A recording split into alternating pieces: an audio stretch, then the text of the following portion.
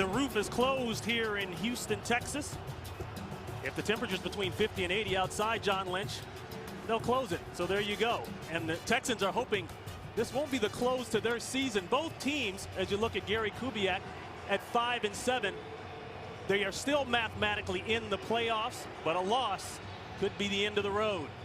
Yes, and you know, when I think about Gary Kubiak, this is a heck of a football coach. We sorely missed him in Denver after he came down here to the Texans. Now, as a head coach, he has to prove that he can do it. But I feel like he's put these players in position to win games. At some point, Ron, your players have to step up and make plays when the game is on the line and turn these close games into victories.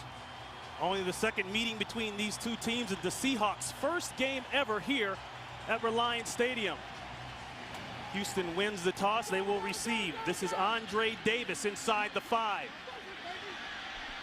He's got a lane, churns it out, still moving. A nice return past the 35-yard line. 33 yards exactly on the return tackle by Jamar Adams. And Matt Schaub, John, I think he gets the tough guy award already in the NFL. Dislocated his shoulder very first play of the game last week against Jacksonville. They popped it back into joint. He came back out and played in the second half, and the team almost won the game. A very courageous effort by Matt Schaub. That wasn't not noticed by his teammates. Going deep right off the top, and he's got a man. Andre Johnson. First play, 6 points, 64 yards.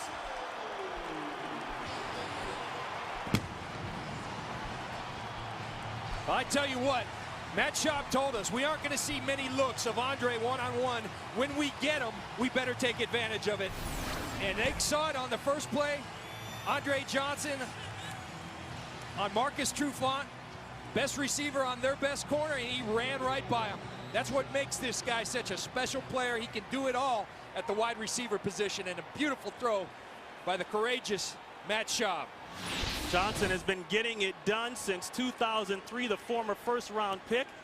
The extra point is good. Third in the NFL in receiving yards behind Moss and Welker up in New England, and now you know why. And John, I think he's quietly, or he's been so quiet because the Texans haven't won much down here.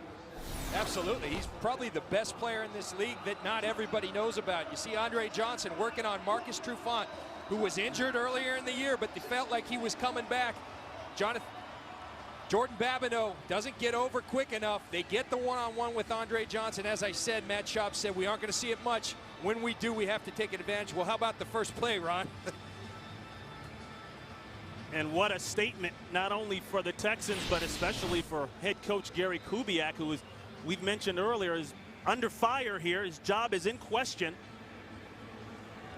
The team franchise history has yet to make a playoff appearance. The best record in any given season has been 8-8.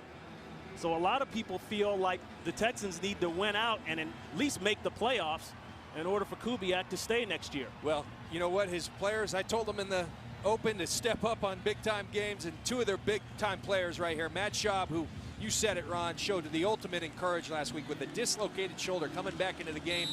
And then he hits their best player in Andre Johnson, who consistently has stepped up and played like a big-time player for these Houston Texans. Johnson's 7th touchdown of the season. That ball is in the end zone, and it'll be a touchback. Forsett sits on it. We'll see Matt Hasselbeck, his 114th regular season start as a Seahawk, but his first game ever here at Reliance Stadium. Now, he's got a bruised shoulder, injured that shoulder last week, was out 1 day of practice last week. We talked to him last night, John. He said, no, it's not 100%, but at this point in the season, when a win or a loss will get you out of the playoff mix, he said, we got to go. Hit immediately. First play of the game. Cushing came around the corner. That's the first-round pick out of USC. And the Texans on defense are ranked 16th overall, but they play a lot better at times. Up front, Mario Williams, the #1 pick. John Lynch already called him out a little bit, and he does have to play better. You saw Brian Cushing on that last play. Keep your eye on 59 to Miko Ryans, along with Dials They are forces at the linebacker spot. The secondary could get tested. 2nd and 10 movement on the right side. Looked like Ray Willis. Number 74, offense. 5-yard penalty, still 2nd down. That's our referee today, Pete Morelli, giving us the early call. And Ron, the early returns is that this Houston Texans team came ready to play. Right away, the quick strike, a good kickoff return, the quick strike to Andre Johnson. The first play, their fabulous rookie linebacker Brian Cushing hits Matt Hasselbeck. Jim Mora told us the one thing we have to do is protect Matt Hasselbeck. Bobbled snap, loose ball. Hasselbeck regains. A choppy start early here for the Seattle Seahawks. They're 3-11 on the road the last 2 years, 1-5 this year on the road. And remember, for all those Seahawk fans and for those of you who don't know, Chris Spencer, their starting center, has a cast on his right hand. He is right-handed. The last 4 weeks he's been snapping with his left hand, and there we see the result of that. 3rd and 17. They'll hand it off. That's Forsett, and Forsett has churned it up lately, but not a lot there. That'll give him room to punt it away. This Texan defense is a much improved unit. You look at them and they're middle of the road in terms of their ranking, 16th ranked defense in the NFL. But really, you look at their season and it's a tale of 2 seasons. The first 3 games they were awful, near the bottom of the league. The last 9, they've been in the top 5 in many defensive categories, playing good defensive football. The 42nd forced 3 and out by the Texans defense. Ryan punts it away. Jacoby Jones, who was put down last week after missing a team meeting, he comes with a nice return. Ball close to midfield. Jacoby Jones missed the meeting Saturday morning before the trip to Jacksonville. The team said, why don't you just stay here and think it over? He missed the game entirely. Makes amends for it a little bit there with a nice return. There's a completion to Joel Dreesen, the tight end. Seattle on defense, they come in ranked 21 in the NFL. Starting to get it going, seeing more energy, but Coach Jim Mora still is not happy with their inability to get pressure with their front 4. That's Ryan Moats. Moats almost got out of there. He'll be about 3 yards shy of the first down. Steve Slayton, their star running back, he is on injured reserve. That means he's gone for the season. That happened this past Tuesday. He was experiencing shoulder issues, numbness. They decided to shut him down. And Ryan Moats is a guy that they love as a runner. They don't necessarily trust him as a protector, and protecting Matt Schaub is critical right now with his shoulder issue. Thus, they love him as a runner. They won't put him in there that much. Last time this man touched the ball, it was a 64-yard touchdown. Yeah, and if you just tuned in, you might want to leave church a little early next time because you might miss something like that. Andre Johnson, a spectacular play by a great player. Schaub, Devontae Leach, that's the fullback, and he's very close to the first down. Maybe he has it. Let's see how they mark it. That pass play, Schaub to Johnson for the touchdown, took 16 seconds. You look at these 2 teams, the Texans could not have started this game better. Jim Mora, when we sat down with him, he said his message to his team this week was, we have to start productive. He's been talking to him about starting fast. He said, I had to change my language. We got to start productive. This is not what he meant by saying starting productive. Arian Foster, the rookie free agent in the backfield. He'll get the call. Fake to him, end around to Johnson. Johnson will have the first down. Trufant on the tackle.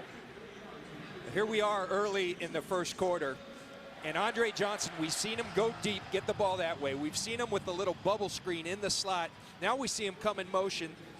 They fake the run and they run him on the reverse. That's what you have to do with great players, because they're going to double team him as much as they can, particularly after what happened early in this game. So you have to constantly have him on the move, and Gary Kubiak, Kyle Shanahan doing a wonderful job of doing that early on. Pass, that one's complete. That's David Anderson, the 7th round pick back in '06 out of Colorado State, and he's got 5. Interesting story, John. I rode in on the plane with David Anderson's mom coming in from Los Angeles, And she said, yeah, my son is a wide receiver for the Houston Texans. He's a real small guy, but look out for him. He plays well. He kind of reminds you of Wes Welker. Yeah, and he does. I mean, that was my take when I broke him down on film. He's very quick in that slot and makes big catches for these Texans, so Mom should be proud. 2nd and 5. Fake the give. Johnson outside. Texans continuing to get their playmakers involved early. Darryl Tapp there with the tackle, a pickup of 3. They'll be just short, maybe 1 or 2 for the first down.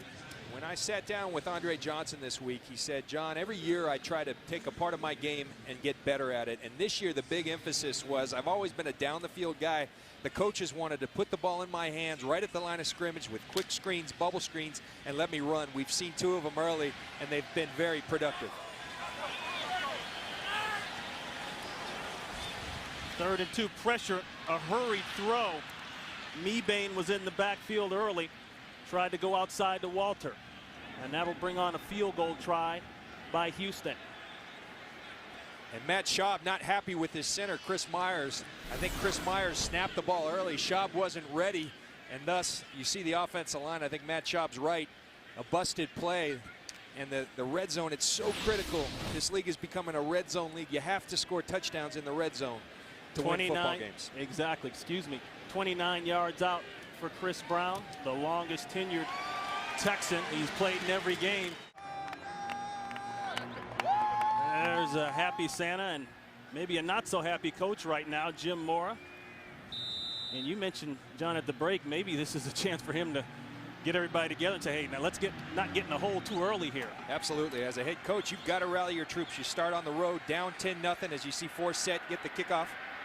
Forsett across the 20, 25 out near the 30-yard line. Jim Mora preached all week long, and really the second half of the season, John, 1 down at a time.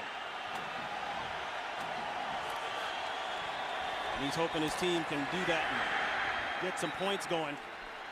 That's a step in the wrong direction. Sean Cody, the nose tackle, all over Julius Jones. You look at Jimmy Mora here. He talked about all year this time around being more measured, less reactionary. Well, you might want to start being reactionary now and getting your team going because you're down 10-0.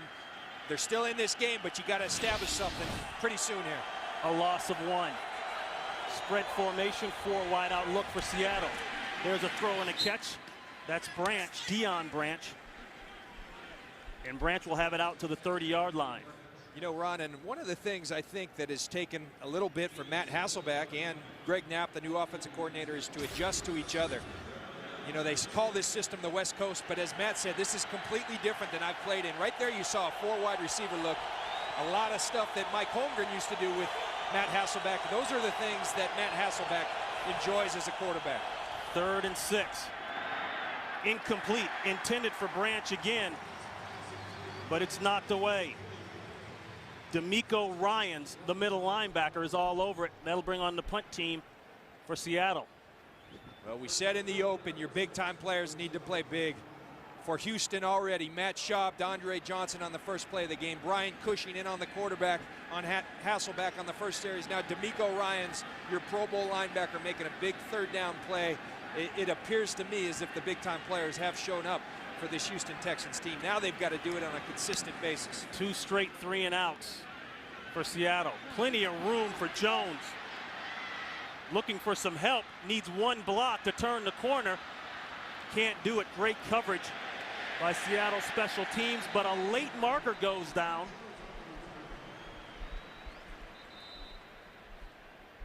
You saw Jamar Adams hustling down there. This one could be on Aaron Curry, a late hit. That's the 1st-round pick middle linebacker. Personal foul. Number 59 of the kicking team. Unnecessary hit.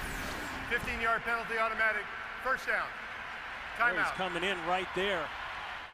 You know, you hang around these players and you get an inkling when they're going to play well. You probably know this guy's always going to play well, but I had a feeling he was coming to play. Look at this early on. 75 yards for Andre Johnson. The rest of the team 30. This guy comes to play on a consistent basis. The rest of the Texans need to take notice. 1st and 10, Moats, not a lot. Antoine Caldwell, the rookie third-round pick, started right guard for Houston. He's out.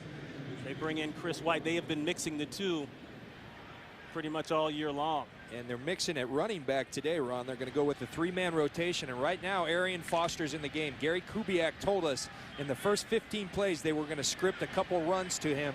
See how he handles it. They really like his talent. 2nd and 10. They'll go to Johnson. Johnson chopped down at the 50-yard line by Jordan Babineau. All right, Kurt, thank you. And just before we went out for that update, many of you saw Andre Johnson slow to get up. He is the man. He is the powerhouse for this team. He is already struck.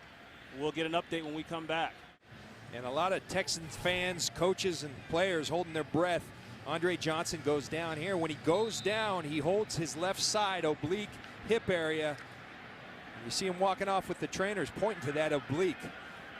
But a good sign that Andre Johnson's up and walking off the field. Since 06, this man has led the NFL in pass receiving in many categories. There's an open David Anderson.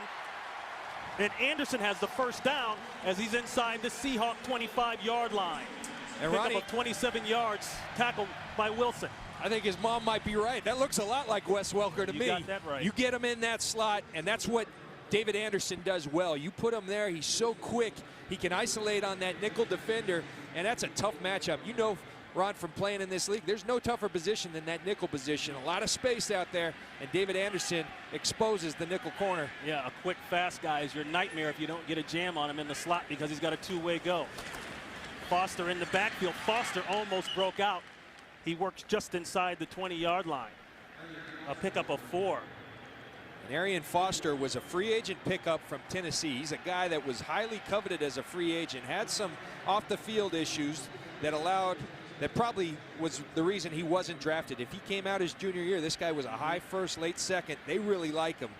Gary Kubiak says about him, he's a talented, a combo of Chris Brown and Ryan Moats. He's not a lot of flash to him, but he'll stick his foot in the ground and go, is what Gary Kubiak says about him, and they're excited to get him in the ballgame. He's back in at the bottom of your screen. They'll stick with the run. That's back to Foster. Colin Cole is standing in the hole for the tackle. On the last series, Matt Schaub set the team record in the team's brief history, of course. He needed only 83 passing yards to become the Texans' all-time leader in passing yards. He went over that mark easily thanks to Andre Johnson going down the sideline on the first play of the game.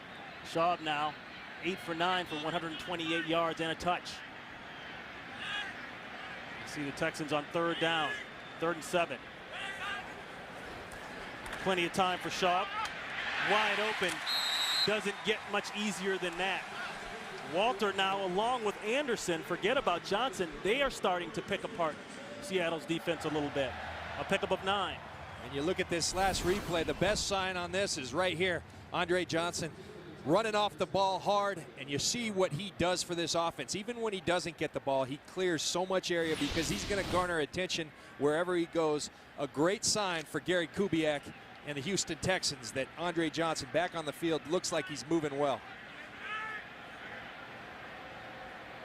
1st and 10. Casey in motion. They'll give it to Chris Brown. Brown to the 10-yard line, then hit hard. The tackle led by David Hawthorne, and then 4 other Seahawks came in. And Chris Brown last week, a part of, I guess, a series of unfortunate events this year for the Houston Texans. Last week against Jacksonville, they're fighting back to get back into the game. And a controversial call, a halfback option. Ball inside the 10-yard line, or near the 10-yard line, it ends up being picked off. Yeah, you know, and the coaches got ripped for that, but you go back and study that. Joel Dreesen sitting in the back of that end zone, wide open. It was blocked wrong. And someone came up and pressured Chris Brown. He should have thrown it away. Speaking of Dreesen, he's got the ball, and Dreesen will be about a yard shy of a 1st down as he works just inside the 5-yard line. Pushed out by Aaron Curry. And I tell you, Ron, Matt Schaub, coming off a dislocated shoulder last week, is looking sharp today. He's spreading the football around, hitting his tight ends, hitting his receivers, hitting Andre Johnson early in the game. And Joel Dreesen, you know, a free agent pickup back in 07, They're missing Owen Daniels. He expressed some disappointment that he's not seeing the ball much this year. Well, Matt Schaub is making amends for that early here today. 3rd and 1. The toss. Moats avoids one and gets in the end zone. Touchdown, Texans.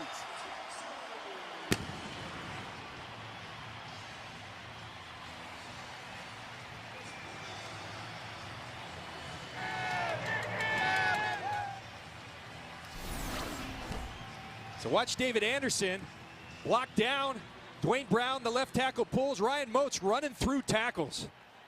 You know, they said last week, let's not try that toss pass. Let's just go with the toss, and they get it in the end zone. That was David Hawthorne that came up and missed the tackle. 4-yard touchdown run by Moats. He's got his 4th rushing touchdown of the season. 9 plays, 56 yards, capped off by the 4-yard touchdown by Moats. And Jimmy Mora is steaming right here, and he should be. His team came out flat. He talked to him all week about starting productive. He's telling Gus Bradley, his defensive coordinator right now, get these guys playing. We need to start playing right now.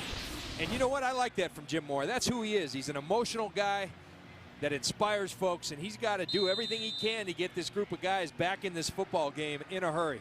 Matt Schaub on fire, 10 of 11, 142. Now owns the team's completion record in a single season. Forsett with a breakout. The kicker helps slow him down at the 45-yard line. College football's biggest stage last night. Mark Ingram, that was a powerful moment, him up there receiving that award, the emotions that he displayed. What is good about college football.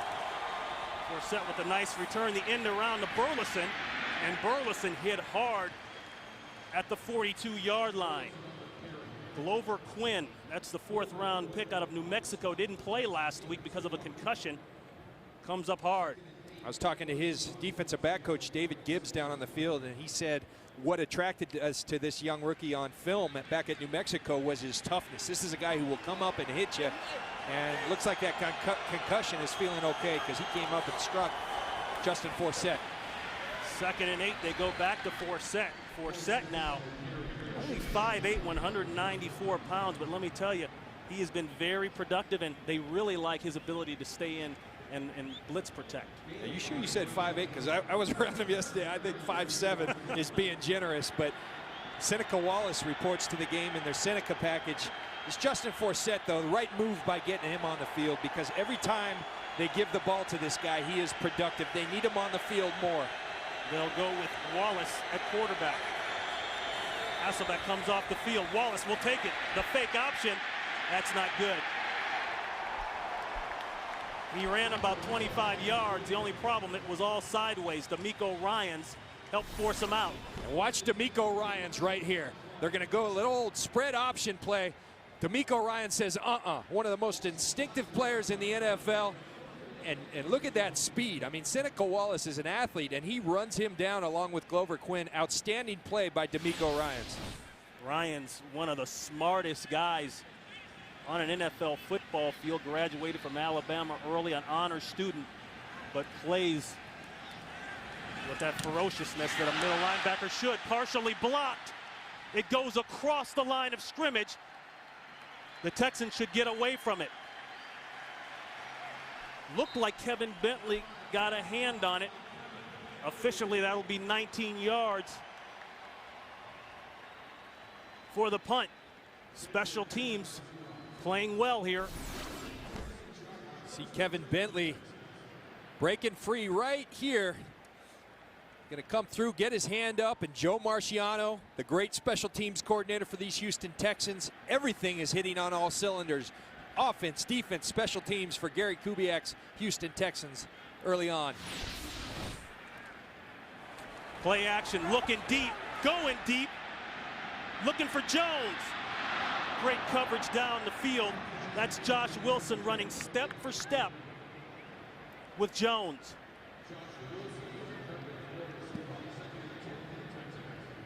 You see the first quarter points today for the Texans. You know, Ron, I can't emphasize enough, I think, what Matt Schaub, you know, he was just being a competitor last week, but coming back in that game after he had dislocated his shoulder, when we sat in those meetings with those players, the respect level for this guy, they respected him before. They love this guy now. 2nd and 10 throw. That's a first down. Again to David Anderson. Anderson now with 3 catches, but boy, it seems like they've been big catches, either first downs or significant plays near the goal line. Well, that's what he does. He gets in that slot. He operates in the slot on 3rd down and turns them all into first downs. David Anderson, Kevin Walters, these are guys whose production has increased since they lost their all-pro tight end, Owen Daniels, earlier at Buffalo. Moats at the tailback spot. He'll get the call. Maybe a couple for Moats. Right there in the hole, Leroy Hill. And that dismal 3 and outs, 3 and outs. The first 3 for the Texans, 3 scores. Started off with a 64-yard bomb to Andre Johnson. Chris Brown put a field goal in, then Ryan Moats went in from 4 yards out. This is the dump off. Arian Foster, he gets through 2 men. I don't know how he did that. Then goes through forward for the first down.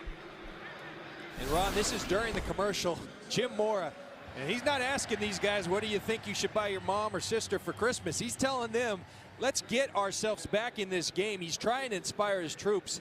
Now, you got to think your way through it, but right now he's got to put some inspiration in these guys. They came out flat. The Texans came out on fire. Game's early enough. If they get a stop here and start turning the momentum in their favor, they can turn this around, but they better start in a hurry.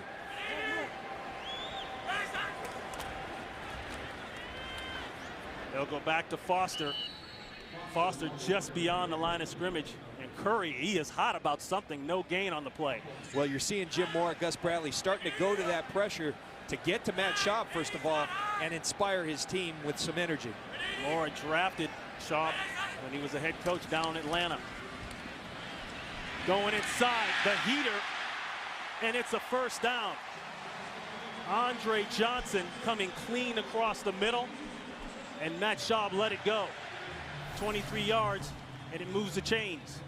And watch Andre Johnson. He's going to come on a dig route, come right over the middle. And what Andre Johnson does so well is make every route look the same. Right now, they don't know if he's going deep. And let's look at protection. A 3-man rush. You bring pressure one down, the next you drop into, and you drop 8 guys into coverage. But when you're that precise, Matt Schaub would throw Andre Johnson with the route. There's no stopping it. Schaub over the 100-yard mark, and he'll add on to it, and the Texans will add another touchdown.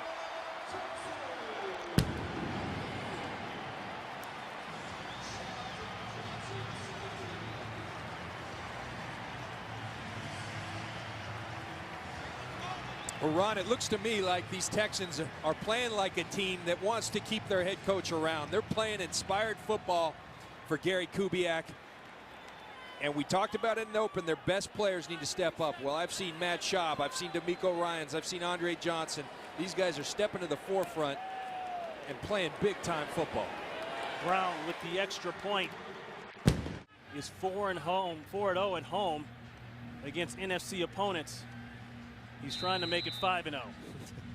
And Matt Schaub, I mean, the missing story in this whole season because of the lack of wins is that Matt Schaub has had an outstanding year and playing even better here today. Good kick by Chris Brown. They'll sit on it for a touchback. Let's look at the touchdown. Look at all these people up at the line of scrimmage. Matt Schaub knows his old coach well. Last play, they go to a 3-man rush. Jim Mora gets impatient, says, we're going to bring the heat. Matt Schaub told us in the production meeting, he said, I hope they bring heat every play because there's a ton of plays to be made if they do. Well, right there, your best players making those plays. Schaub 14 of 17, 205, 2 touchdowns, no picks. And the Texans staunch on the run game. And they've got the linebackers, John, to be staunch against the run. As you go back here and talk about the yards per play, obviously that will be in Houston's favor early here. Yeah, enough said. I mean, this is a total domination thus far in the game. I'm seeing inspired football by the offense of Houston. I'm seeing inspired football by their defense. This is what the Texan fans have been looking for all season from this talented team. Texans rotating defensive tackles or backups in. There's a throw and a catch.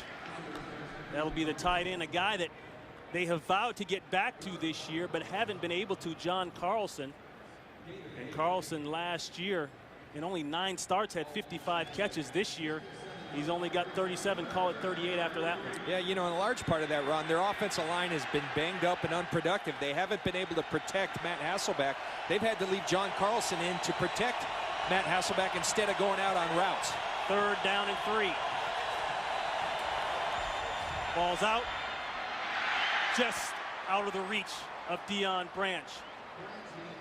A marker is down in the backfield. Pete Personal Morelli. foul, roughing the passer. Whoa. Number 59 of the defense.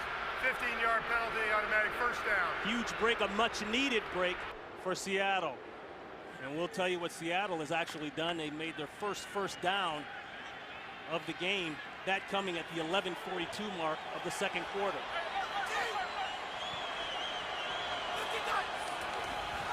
Pressure inside. Hasselbeck gets it away. Complete Deion Butler. And Butler will be about a yard shy of the first. Butler had the 32-yard, essentially, game-winning catch because it set up the game-winning field goal last week against San Francisco. Big divisional win for the Seahawks. Yeah, and Deion Butler, we see him early on today. We talked to Matt Hasselbeck about the big catch that Deion Butler, the 41-yard catch on the game-winning drive. He said it earned trust in the young rookie. Fumble, loose ball. It's kicked around. I believe Hasselbeck got it back. So on a 2nd and 1, they got back to the line of scrimmage quickly.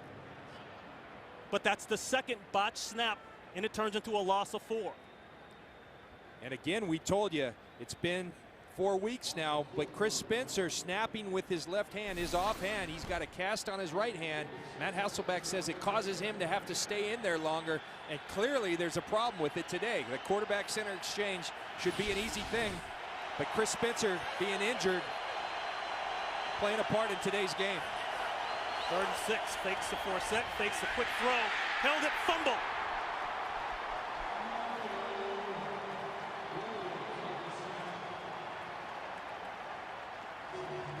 Another loose ball thanks to the pressure. That time, Mario Williams around the corner. You know, and I called out Mario Williams a little bit in the pregame, the open, because this guy is a dominating football player when he wants to be. He needs to want to be on a consistent basis more often. This is a guy who should have 15 sacks every year. Right now, he's playing decent football, but this is a guy who should and can dominate. And that's the kind of effort that he needs to put out there on a consistent basis. Excuse me, John. Ryan has been busy early. An ill-advised catch there inside the 5-yard line. Jacoby Jones. A look at the Texans' offensive leaders. Obviously, Matt Schaub having a great day. Moats is there as well. But Andre Johnson has been big ever since the start. The first play of the game, a 64-yard bomb for a touchdown. Texans backed up. Seahawks defense with a chance to make something happen. There's the give to Brown, but a marker goes down at the 2-yard line. Offside, number 59 to the defense. 5-yard penalty remains. First down. That's Aaron Curry, and an example of how the Seahawks have been giving the game away here to the Texans. Yeah, you know, and Aaron Curry trying to inspire his teammates, playing inspired football, but you can't have penalties. And right away early in this game, 2 big penalties, a personal foul, late hit on a punt return, and a critical offside. They had a nice stop there. That'll make it 1st and 5. They'll throw the curl route. It's open. Is it a clean catch? They mark yes. That's Johnson. And Lawyer Malloy, number 36, is shaken up. You know, in a consistent theme of Mike Shanahan, his son Kyle Shanahan, Gary Kubiak, they all kind of come from the same philosophy, is not being afraid to throw anywhere on the football field, and that includes backed up. Now, play action is always better when you run the football well. The Texans have struggled to do that well this year, and thus far today it hasn't been great. But the play action backed up, they feel confident in their quarterback to their star receiver that they can protect them long enough. If not, Schaub will get rid of the ball. Nice execution by the Texans. 18 yards on that pass play.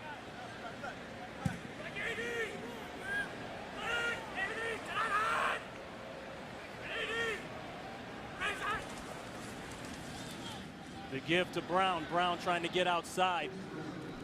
Hawthorne is there, a pickup of 3.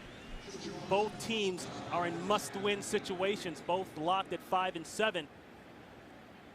The Houston Texans, the division's already been taken, of course, by the Indianapolis Colts. They are undefeated. They can clinch home field throughout the playoffs with a win today over Denver. The Texans still have that mathematical shot to get into the playoffs, get a wild card spot, but it's a reach. It is a reach, and it doesn't look good. Jacksonville's one of those wild card spots right now, and they beat them 2 times. Pressure backside. The throw somehow caught. A great catch by Kevin Walter. But back to my point, Ron, and I said it in the open, when you take care of your part of the bargain, which in the Texans case it would entail winning today and winning your last 4, good things tend to happen. Crazy things happen if you just take care of your business. And Gary Kubiak knows that. Matt Schaub knows that. It looks like this whole team recognizes that. They're fighting for their playoff lives and just for the future of this organization.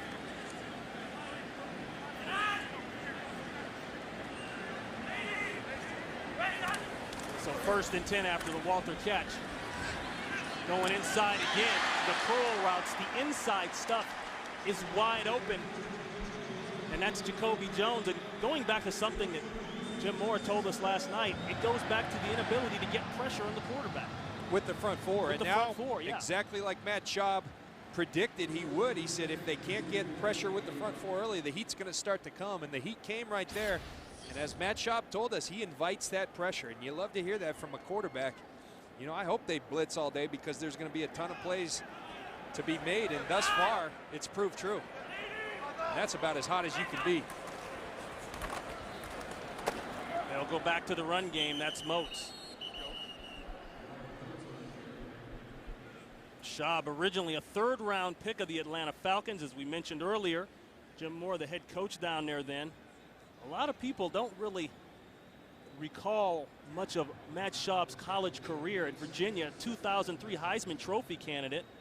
After being named the 2002 ACC Player of the Year, he put up some big numbers. I know Rivers came out and got a lot of the pub because Schaub got hurt his senior year, but the scouts knew what this guy could do. Well, that ACC Player of the Year was ahead of Phillip Rivers. That's he right. beat Phillip Rivers out for that award. Houston, first team timeout. The first team timeout.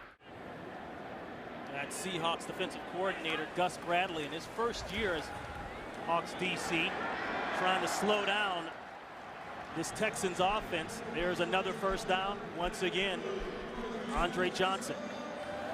Gus Bradley, a very well thought of coordinator in this league. Monty Kiffin, the great coordinator down in Tampa, kind of groomed Gus Bradley and thinks the world of this guy, and he's done a very good job with this defense. Obviously today they're struggling, but what you have to do when you get in a football game down 24-0 is realize that you can't get back into it with one play. You got to grind your way back in, but you start making little plays and all of a sudden you'll work your way back in.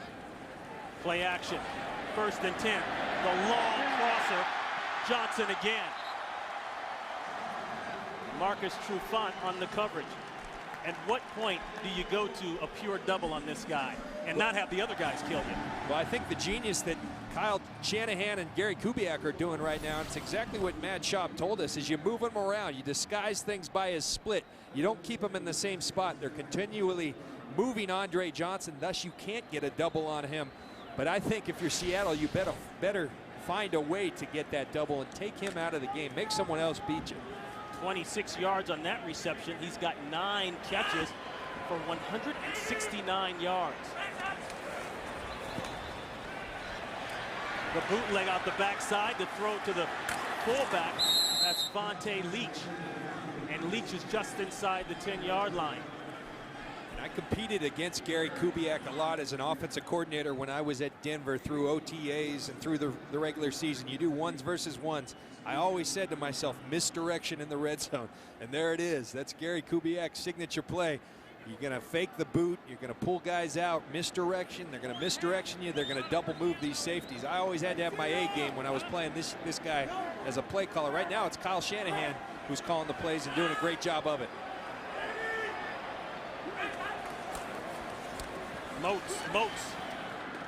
Moats keeping the feet moving.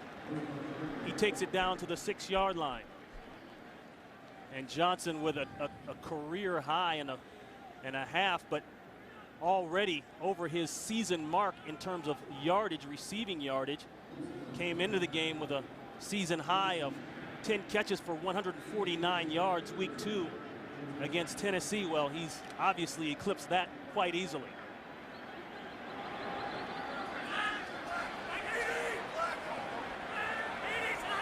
Third and 2. Fumble. Loose ball. I believe Schaub got it back.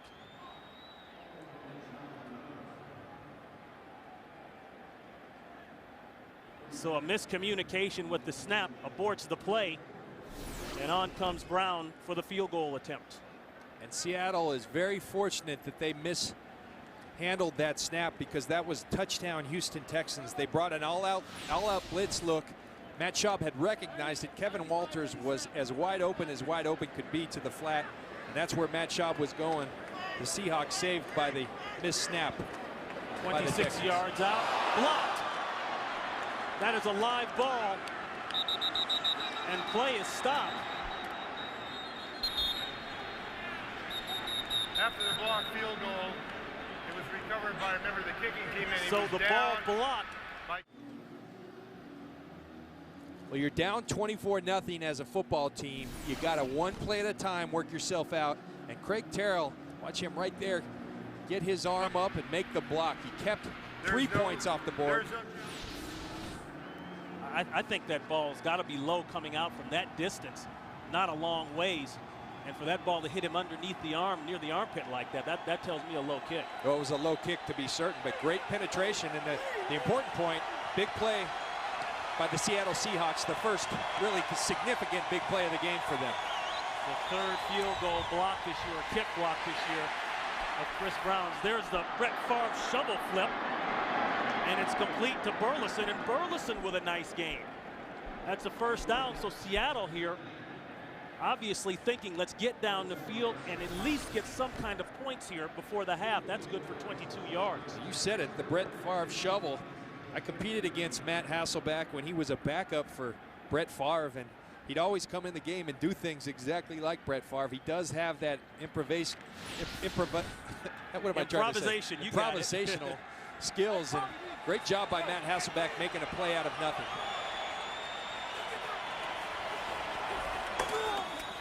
There's the give to Julius Jones, and Jones with a breakout. Swats a man, and he's inside the Texans' 40-yard line. So Jones, he's been nicked up on and off here the past month or so, but he gets it going. That's for 24 yards. Jim Mora told us, listen, Justin Forsett's been productive, but we are not going to forget about Julius Jones. And Julius Jones saying, thank you, coach, and I'll go have a nice rush for you. But the Seattle Seahawks finally starting to get some momentum, starting with the blocked field goal going their way. Play action, wide open, TJ Houshmandzadeh. He's looking for the end zone. And Houshmandzadeh is out of bounds at the 8-yard line. So the blocked kick by Terrell has turned into something good for the Seattle Seahawks as we approach the 2-minute warning.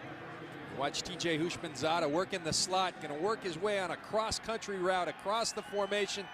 Matt Hasselbeck stepping up into the pocket, leading TJ Houshmandzadeh. That is the 2-minute warning.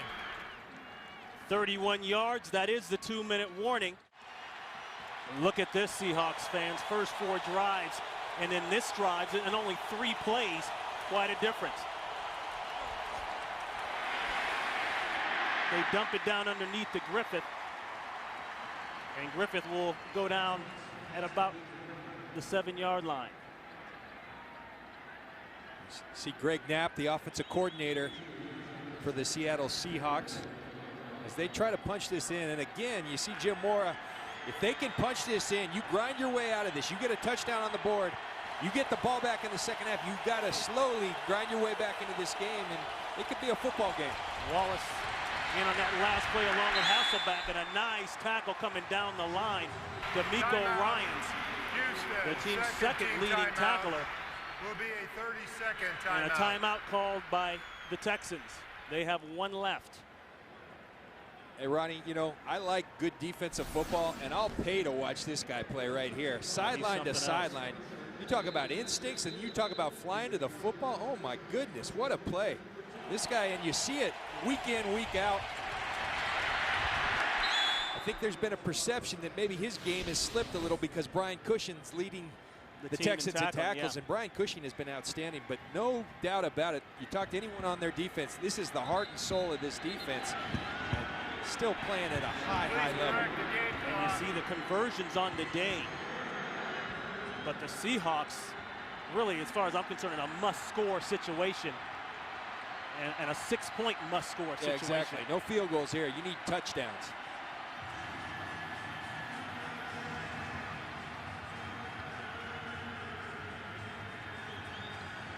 A 3rd and goal coming up. See the Seahawks in their 3 wide receiver set.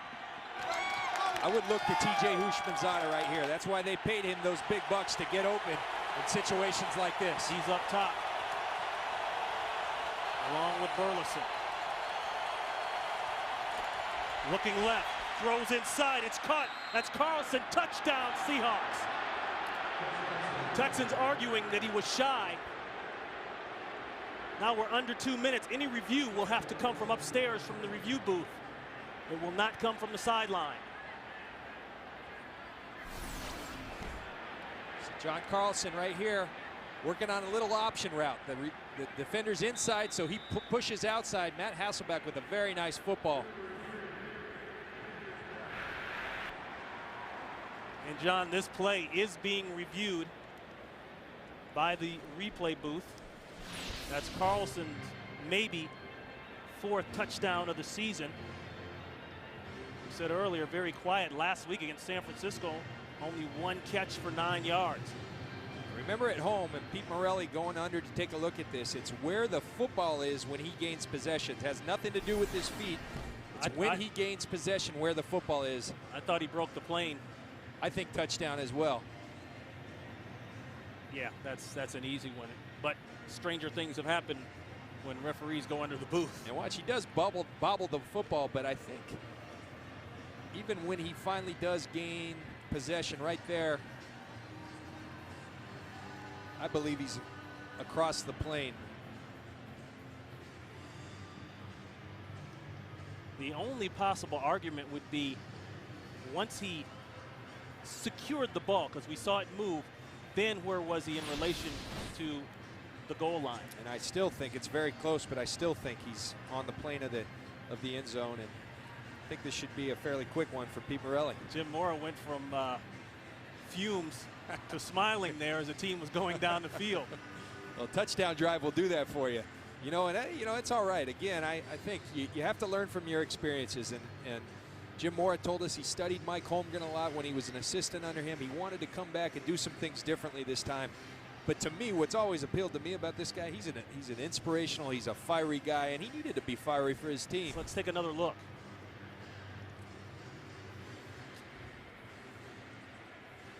Gains possession right there, and I think the ball's on that line, and I think that's a touchdown. By the way, TJ Houshmandzadeh was open too, just so you know. I like that. By the way, he was open.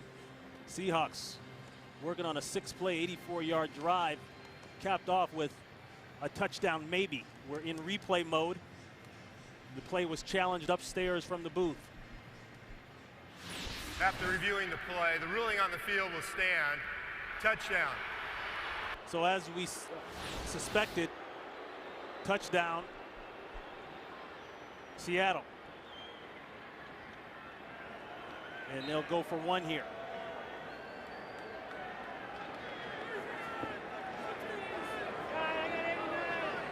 Seahawks trying to keep pace as that one goes through clean for the extra point, trying to keep pace in the NFC West. The Cardinals leading the division at 8-4. They can clinch it with a win today. Seahawks locked up at 5-7 with the San Francisco 49ers. John, that's why last week's win against San Francisco at home was a huge win. And as you look at these two teams and their playoff hopes, Seattle probably a little more realistic, even though they're 3 games back, because of the fact that with the Texans you have Jacksonville in one of those spots, in the wild card spots, who's doubled you up this year. They beat you twice.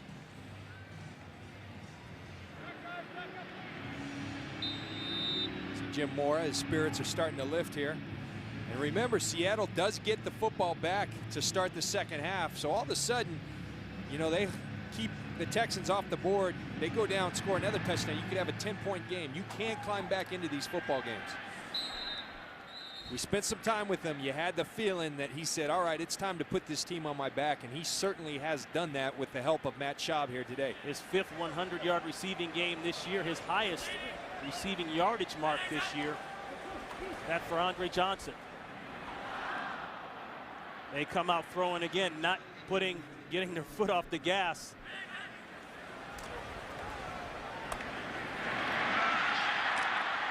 So we put the graphic up, and then we go right back to Johnson again. That one for 15.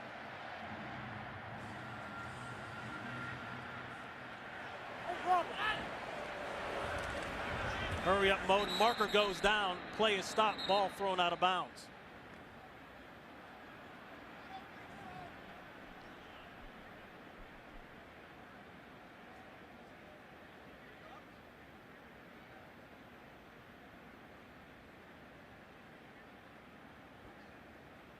So Pete Morelli discussing things with Jim Moore. This could be a 10-second runoff situation avoided by Seattle or avoided by the Texans if they want to use a timeout because of the penalty under 1 minute. You know what I like about Gary Kubiak, Kyle Shanahan, their mentality right now? You're up 24-7. Be really easy just to take a knee and go into halftime. They're on attack mode right now, and I think that's the way you have to approach a game like this. False start. Number 73 offense. 5-yard penalty, still first down. By rule, under a minute with the game clock running, the defense has the opportunity to elect to take 10 seconds off the game clock. Please set the game clock to 39 seconds. Please set the game clock to 39 seconds. Trying to get the guys to signal the game clock. Matt Schaub not too happy with Pete Morelli. Yeah. Quarterbacks, Matt Hasselbeck is the epitome of this. Quarterbacks like tempo. They want to go. They feel like they have something. They don't want to be stopped. And the referees held them back right there. Screen, relatively safe play. Now Foster turns it into a great play. He's got the first down. 20 yards on the pickup. Ball at midfield. 20 seconds and counting. They've got one timeout in their pocket. Double clutches, throws. That one's complete to Anderson. Anderson just across midfield. Timeout, Houston, tackled by Hawthorne. And that's the final timeout by the Texans. And again, I like the attack mode by Gary Kubiak, by Kyle Shanahan. Let's try to get more points on the board. Don't sit on a 24-7 lead. Don't start getting conservative. Let's pile it on. Let's put points on the board. They're going to come in handy later on. Matt Schaub has been on fire. He's earned your trust. Trust in him. 22 of 26 for 316 yards, and then it's the first half, Ron. And the passer rating always confuses me, but I know that's pretty good. When you get up there in those 140s, that's about as good as it gets. Yeah, it's out of a possible 158.3, so he's going along at a nice clip, I would say.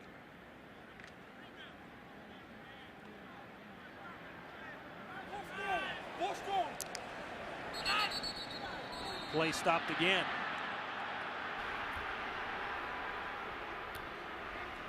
It's like Seattle got timeout. Timeout. Seattle, first team timeout. Be a 30-second timeout.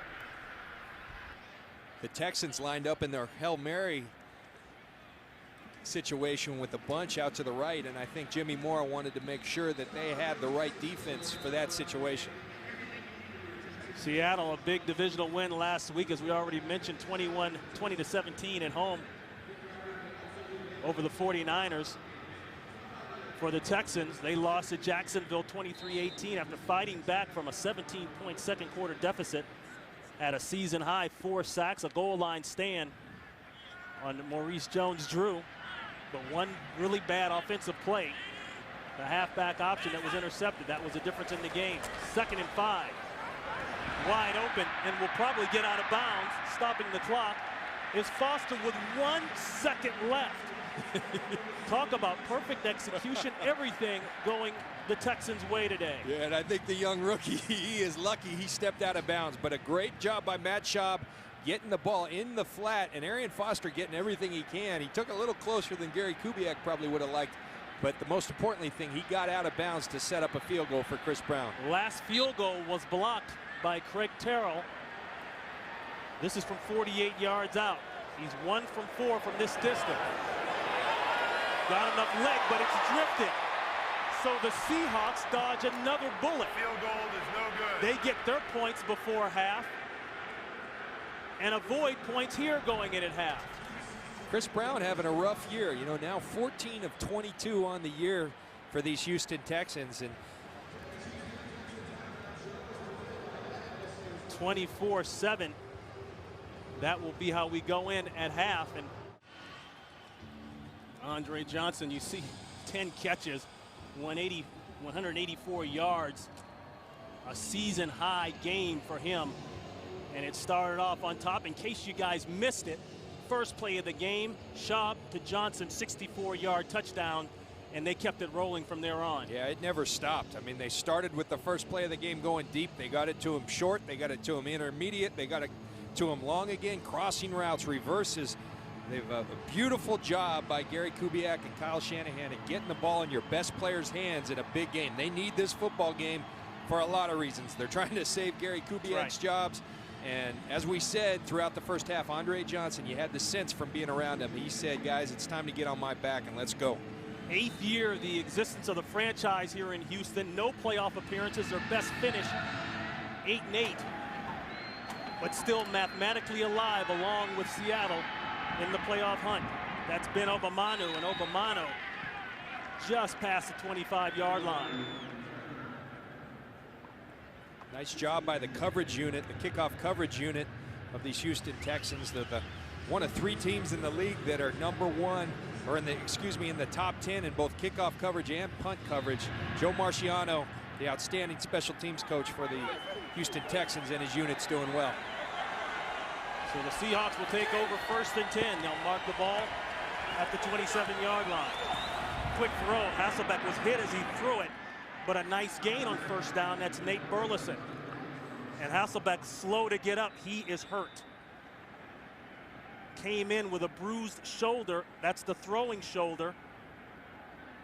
Went easy on it all this week in practice. But Hasselbeck is up and able to walk off. You know, and one thing clearly Jim Mora told us is we have to protect Matt Hasselbeck. It's the only thing he talked about as an offense. They haven't done a good job of doing it. D'Amico Ryan's free access to the quarterback, great anticipation on his part. Matt Hasselbeck told us coming in, my shoulder's not feeling good. I'm hoping for that game day adrenaline. And you take a hit on it like that, getting driven to the ground by a great player like D'Amico Ryan's, that hurts. So enter Seneca Wallace. Now Wallace has of course been in the game some today. He'll come in that package, that 2-quarterback package, kind of a quasi-wildcat look. But now he comes in as the guy at quarterback. He'll hand it off. That's a 1st down on a tough run by Julius Jones.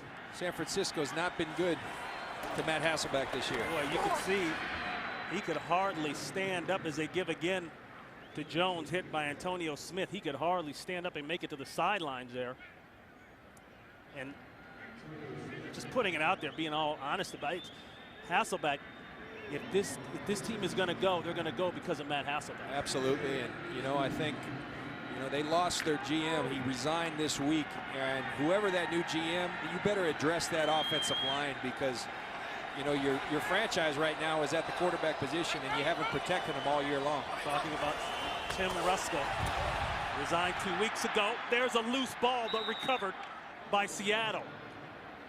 So it looked as though the Seahawks were getting a rhythm going in at half. They had the blocked field goal, went down the field, scored the touchdown pass to Carlson. They avoid the late points there going in at half by Houston, but now it seems as though they've gone right back into that funk. And it doesn't matter who's at quarterback. The one thing, the most basic thing in football is the center quarterback exchange, and whether it be Matt Hasselbeck, Seneca Wallace, they are struggling. And remember, Chris Spencer, his right hand is broken, snapping with his left hand, which is not his dominant hand. 3rd botch snap today by Seattle. Looking to throw a screen. He throws it away. He's in the pocket. That's going to be an intentional grounding. Intentional grounding, and he's lucky he almost threw it backwards, which would have been a lateral. Intentional grounding. Number 15, offense. Also lost the down. 4th down, and the ball will be spotted at the spot of the foul. Connor Barwin, second-round pick out of Cincinnati, applying the pressure. You know, and Gary Kubiak and defensive coordinator Frank Bush, much like I liked it at the end of the half, they're keeping their foot on the gas. They're keeping the pressure on whoever's at quarterback for Seattle and playing with an aggressive mentality, which I believe you have to when you're up in these kind of football games. A loss of 19. Ryan's had one punt partially blocked today already. Gets this one away. Bad punt. Almost hit a Texan inadvertently. Rolls out of bounds. Matt Hasselbeck, right shoulder injury, obviously. His return is questionable. But nonetheless, he was there on the sidelines going over the Polaroids, the snapshots with offensive coordinator Greg Knapp. Bootleg, all alone, throwback, and it's incomplete. Intended for Kevin Walter. Walter tripped coming out of the break. And you look at, we talked about total domination by the Houston Texans in the first half. I'd say so. 10 minutes, 40 seconds advantage in time of possession, yards, everything you can think of. Other than the no sacks, they're protecting their quarterback with his hurt shoulder. Everything other than the missed field goals, these Texans have done right today. Only the 5th incompletion for Matt Schaub today. An up in, lost the ball, but he was already down. Nice play there by Marcus Trufant on Vontae Leach, the fullback. A pickup of 2. You know, when you have a great player, you got to go to him, and then sometimes you use him as a decoy. The previous play, the rollout to the left on the boot action, the last 2 weeks, you know, they dropped a touchdown to Andre Johnson on that double move off the boot to the left. And then last week, they killed Jacksonville with a 50-yard plus reception to Andre Johnson on that double move. This time they go to Kevin Walters across the field. 3rd and 8. This is where Seattle needs pressure. They get a hit, and it pays dividends. Incomplete pass. No place really to go for Matt Schaub. That'll bring up 4th down. Pressure on the play by Babineau. Gary Kubiak not happy with David Anderson. I think there was a missed opportunity on the blitz. He felt like maybe there should have been a hot route. David Anderson wasn't looking. And the Seattle defense doing exactly what they need to do, putting the ball back in the hands of their offense. We'll see who's out at quarterback. The first punt today by Matt Turk. This is Burleson at the 15 and went backwards and chopped down. Nice special teams play by Dominique Barber. 49-yard punt, a loss of 6. Matt Hasselbeck showing his toughness, and offensive coordinator Greg Knapp, I'm sure he's liking that. He's got his trigger man back in. There's a nice run on a 1st down by Julius Jones. And a lot of people may say, hey, you're down 24-7. What are you doing running the football? Well, you know what? There is plenty of time left. You have 11 minutes left in the 3rd quarter. Plenty of football to be played. I would start increasing the tempo solely because that's what Matt Hasselbeck likes. He likes quick tempo. Great play in the backfield, D'Amico Ryans. You talk about quick tempo. This guy is playing with some tempo today. D'Amico Ryans, I tell you, I was impressed coming in, but seeing it live and in person, this guy is shot out of a rocket. Watch him right here. Come on the blitz and making plays in the backfield. Having an impressive day for D'Amico Ryans. That's his 9th tackle for a loss of the season. This is the 3rd and 4. All 3rd downs now for Seattle are big. Pressure, sack. The man you talked about, he's showing up today, Mario Williams. And you know, I want to be clear because he's very big. I wasn't calling him out. I'm calling him out, and that's a compliment because he's that good. When he plays with the kind of intensity that he should play with, he is unblockable, particularly when you don't block him. But this is a guy who can change the course of games. I called for the big players to play big. I see Andre Johnson. I see Matt Schaub. On the defense, I see D'Amico Ryans, Mario Williams. They have answered the call at the moment of truth, and we'll see if they can finish. 2 sacks on the day for Mario Williams. This will be Jones He'll take it at the 30. Gets away from one. He's already got a nice return. And he's across midfield for an excellent return. 62 yards on the punt. And look at this here. The first half since '91. Matt Schaub today in some pretty good company in terms of pass yards. Texans put it on the ground. That's Moats. Moats with a nice run. That's for 16. Gary Kubiak told us Ryan Moats is a very good ball carrier. It's the protection he has struggled with, so just keep handing them the ball and good things will happen. The Texans getting production out of their run game as well today. But you teed it up earlier, John. This team has to work on finishing. They've been in games all year long. But from this point on, this is about the time that they start to stumble. They'll go to the run, same side, nothing on that side. They go back door, and it's shut down. That's Ryan Moats again. You talk about, you see Gary Kubiak here. A lot has been made in this town, throughout the country, about his job security. You know, I was fortunate enough to spend some time with Texans owner Bob McNair the other day, and I got the sense from him that he is in Gary Kubiak's corner. He wants this to work out. He feels progress being made. Feels like they got a little bit to go to get over that hump, and he believes in Gary Kubiak. These last 4 games will be critical, and if this is any indication, I think it's looking good for Gary Kubiak. 2nd down and 9. Pocket starting to close. Moats again, and Moats goes down at about the 30-yard line. Hawthorne on the tackle. David Hawthorne, you know, has really done an impressive job of filling in. It's always hard to fill in for a franchise type player, and that's what Lofa Tatupa is to these Seattle Seahawks. He went out early, and David Hawthorne, and this guy has had games where he's put up 16 tackles, he's had sacks, he's had interceptions, really playing at a high level and announcing himself to the NFL, saying I can play this game, and doing a great job of it.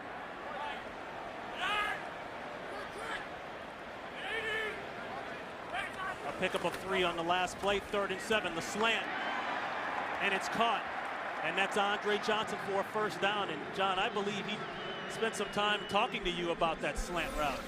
Yeah, you talk about this slant. We're going to have Andre Johnson right here, and look at this catch. Not a great ball by Matt Schaub. Oh my goodness, what hands on this guy, and he can do it all. And I sat with Andre Johnson, and we walked through that slant route. We'll show it to you after this next play. A pickup of 9 yards. Looked as though, to me, that he was able to use that big body of his and get position. 6'3", 225. Moving the chains. There's a throw and a hit. He's strong, you know, just right there, 225 pounds. This guy's hard to get to the ground. Great in yards after the catch. And that slant route is something you see out of all the great ones, and he does it as good as any of them. The give to Foster. Not a lot for Foster. Yeah, Johnson has hit his head on the goalpost twice today. The 64-yarder and the 17-yarder.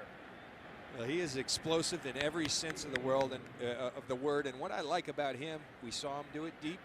We see it with the shorter routes, the slants, and the yards after the catch. You know, Marcus Trufant says about him, he's tough because he's a long strider, but he's got the quickness of a shorter guy. And he's basically saying he's got it all. You know, he reminds me of a former teammate of mine, Sterling Sharp. Sterling was physical, and you felt you could bump him, but once you bumped him, that's when the problem started. Great because comparison. He could throw you. Great comparison. 3rd and 1, empty backfield. We'll need a quick throw. He holds it. No. And there you go, incomplete. Thought he held it a little too long, intended for Dreesen, and that'll bring on the field goal unit.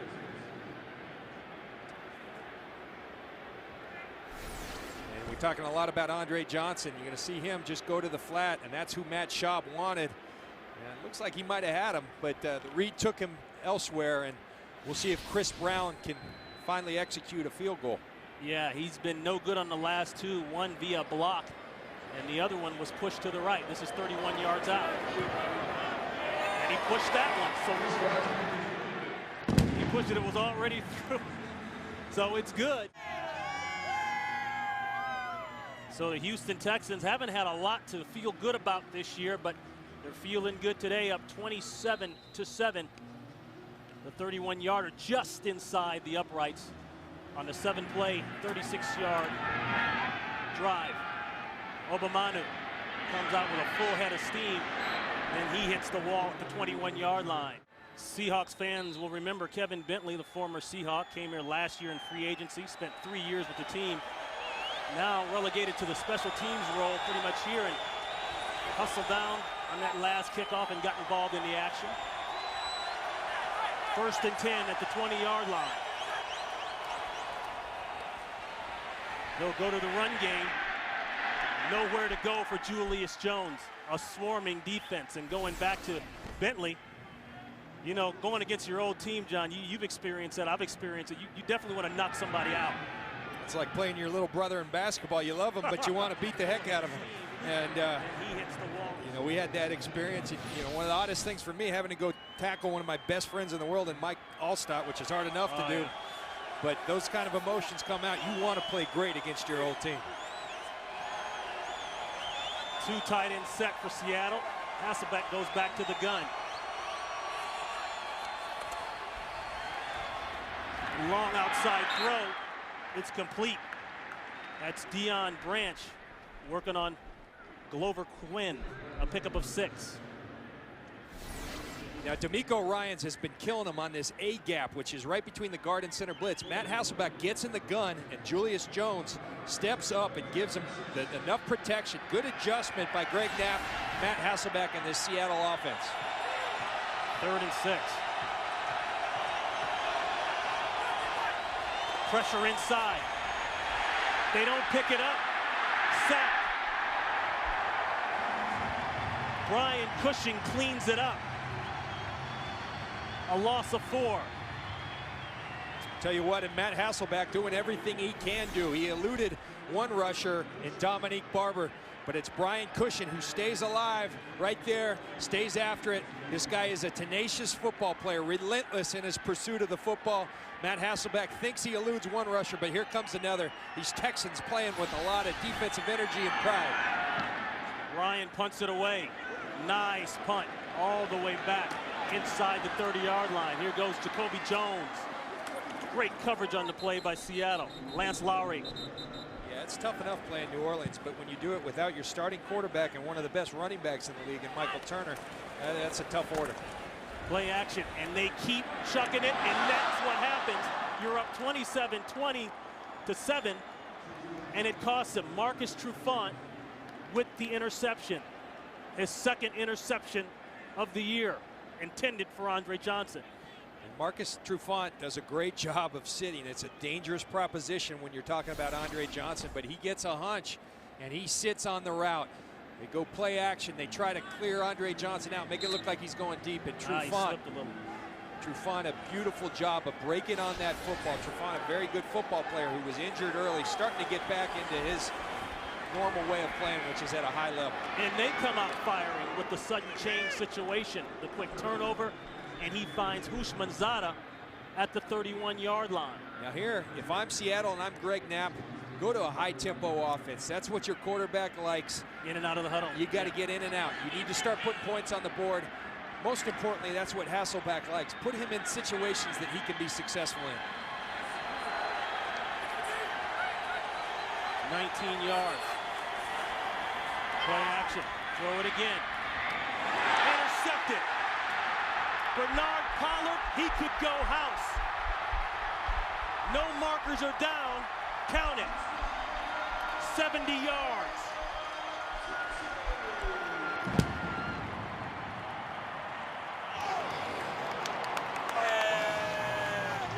His 3rd interception of the year.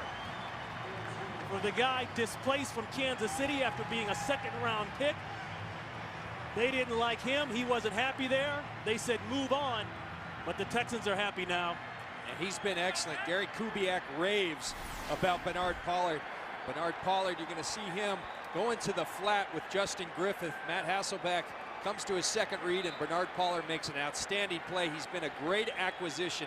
I don't think it's any coincidence that when you look at the Texans' success on defense in the last 9 games, 9 games ago is when they inserted Bernard Pollard. He's a guy that they would like to lock up for the long term, and he's loving it here in Texas. The first pick 6 by Hasselbeck, and it turns into big points for Bernard Pollard. And if the Seahawks had any chance of getting back into this one, it may have been squashed on that play right there as we wind down here in the third quarter. I think their parents did well for themselves. You think?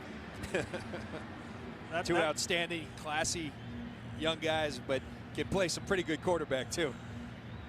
Well, that's that football family thing where mom is biting her fingernails all Sunday long.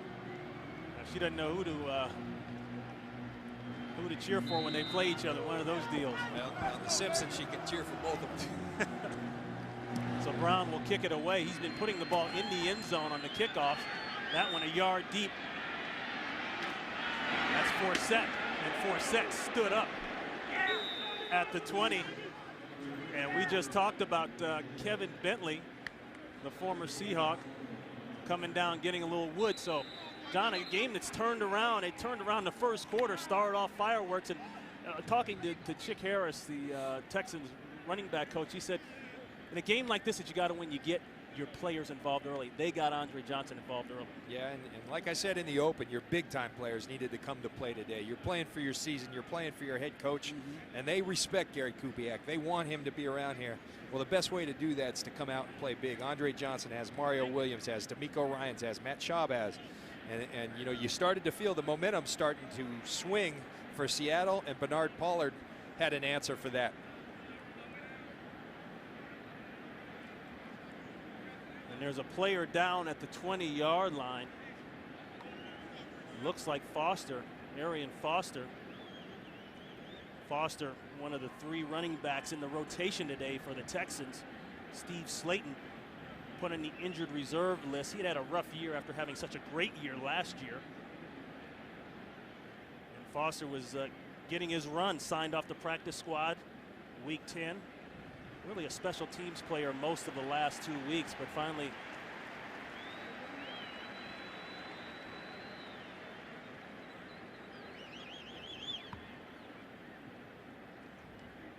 so Foster is able to walk off the field under his own power. That's good.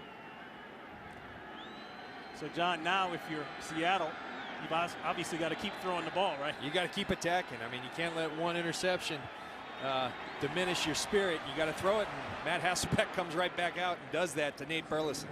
And Nate Burleson comes up lane. He's already got that left ankle taped. You can see it there. But he hitches up early. You know, and Matt Hasselbeck is a pro. He's not going to let one interception discourage him. He's going to continue to fight and continue to compete right to the end. That's good to Burleson for 19 yards. Going backside, and he had Branch open. Branch may have scored. Working on Glover Quinn. You know, right there, Ron, I would like to see the young kid, Deon Butler, and I think he gives them a different element of speed downfield. And Nate Burleson, great receiver, having a great year. TJ Hushmanzada, he's got his skills. But the one guy who's the fastest guy on this team is Deon Butler. I think they got to start implementing him into the offense because he has that explosiveness. 2nd and 10. The give to Forsett. Forsett with a lane. And a nice run by Forsett. He's close to midfield and close to a first down. He'll be about a yard shy.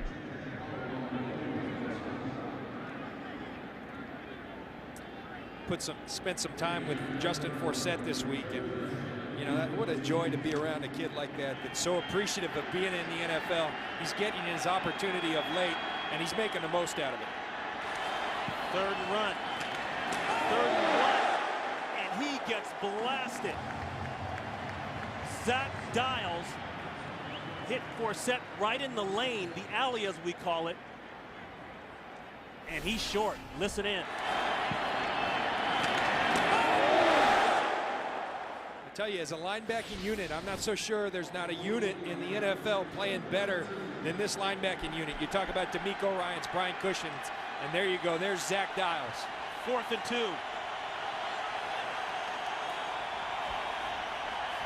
The quick throw, and a marker goes down, intended for Deon Branch.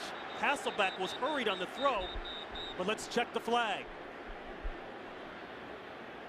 So if they can get defensive holding Holding. Number 41 of the defense. 5-yard penalty, automatic. First down. That's the rookie Bryce McCain, a 6th-round pick out of Utah. And the unfortunate thing for the Texans right there, that's a rookie mistake. Brian Cushing came free, put pressure on Matt Hasselbeck. He had to get rid of the ball. Deion Branch was double covered. You don't panic when the ball's in the air. Just play your keys. And Bryce McCain making a rookie mistake. He'll learn. He's a guy with a lot of speed. But he got caught holding on to Deion Branch.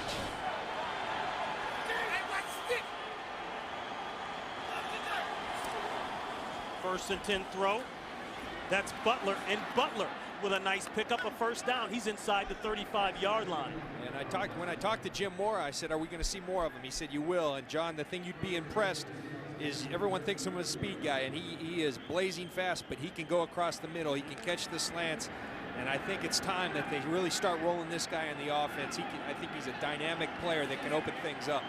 Big catch last week, 32 yards, set up the game-winning field goal. He's got his confidence rolling. First and 10 throw, that one's a little high off the hand of Hasselbeck. Matt Hasselbeck, I don't care how long you've been in the league and how good you are at quarterback. When you've been hit all day, you know, defensive coordinators will always tell you it may not pay off right away, but it affects a quarterback's accuracy. And there, Matt Hasselbeck has all the time in the world, but all those hits pay dividends for a defense. Second and 10, give to Forsett. Forsett almost got out of there. But a nice play there by the rookie, Tim Jamison. Saints undefeated, 12-0. Had a close one against Washington last week. They won in overtime.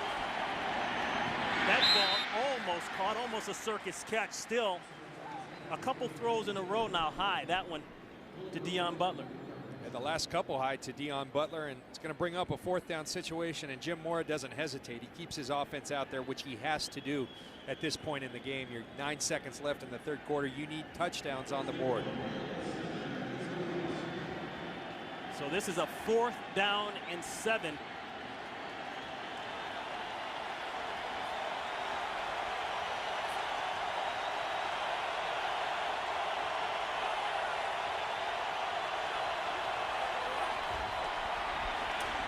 Throw over the middle, it's caught.